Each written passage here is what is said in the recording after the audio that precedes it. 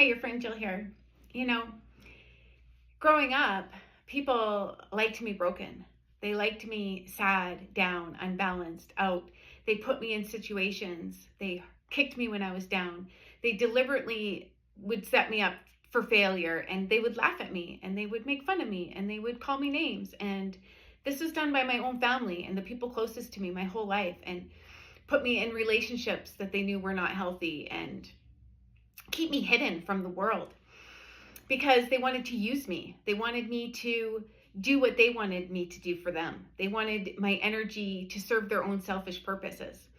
And, I didn't even know it at the time. I just loved these people, but they just would not love me back. Or they couldn't, because they didn't even love themselves. They were just so prideful and greedy and selfish and just not nice people. And they pretended on the outside to be nice. And, they had me in that cult, right? That community where it was pretty much all the same. And, they just, I was sick all the time. I was tired. I was like being drained.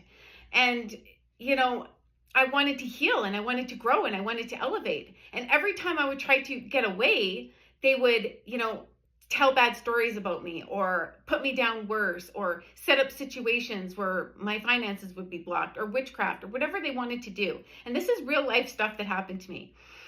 And all I wanted to do was be happy and to be healthy and to choose my life, to have my freedom. But they didn't want me to be free. They wanted me to conform and to do and be exactly what they wanted me to do and be, and to have what they wanted me to have. And it was horrible. And I suffered for a long time in this, this situation. But I had the power the whole time to leave and remove myself. And I never knew that. But what helped me was going to God to be able to remove myself, because then I was able to heal and it stuck. And he was able to cut those cords and to get them away from me. And I can teach you how to do that, how I was able to get free. And by doing that, then I was able to elevate. Then I was able to, be happy and healthy and live the life that I chose. But for so long, they wanted to stop me. They didn't want me to break free and to live my own life. They felt entitled to my energy and how I needed to serve them. And that's not right. And so you need to recognize when you're being controlled, when you're being manipulated, when you're trying to be told to be something that you're actually not, that it's killing your spark inside.